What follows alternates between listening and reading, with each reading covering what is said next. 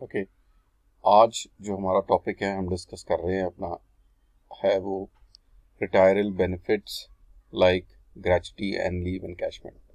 सो जो maximum cases आप देखेंगे पंजाब एजुकेशन ट्रिब्यूनल में आते हैं वो इसी नेचर ऑफ टाइप्स के केसेस होते हैं।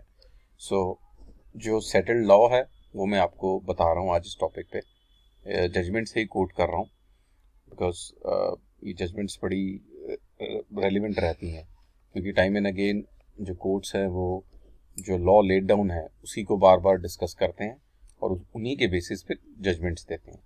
सो जो ये जजमेंट है उसमें साफ तौर पे कहा गया है कि रिटायरल बेनिफिट्स जो ग्रेच्युटी हैं, लीव एनकैशमेंट है, वो एक तरीके का पुरस्कार नहीं है जो एम्प्लॉय को दिया जाता है, बल्कि उनका जो योगदान है valuable right in his hands, and any such delay in the disbursement thereof would be liable for employer penalty in the shape of trust.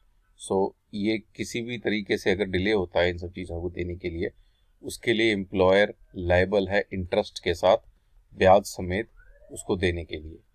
सो ये मैटर ऑलरेडी सेटल्ड है आर कॉलेज केस में LPA में हमारी high court के द्वारा, और further supreme court में भी SLP जब गई थी उसमें भी इस चीज़ को सेटल कर दिया गया है।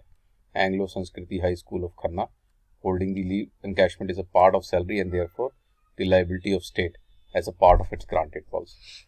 मगर जो ये चीज़ है पहले कॉलेज देगा, उसके बाद कॉलेज स्टेट गवर्नमेंट से अपना क्लेम रिलीज करेगा कि हमने इतना पैसा दे दिया, अब आप हमें वो रीपे करें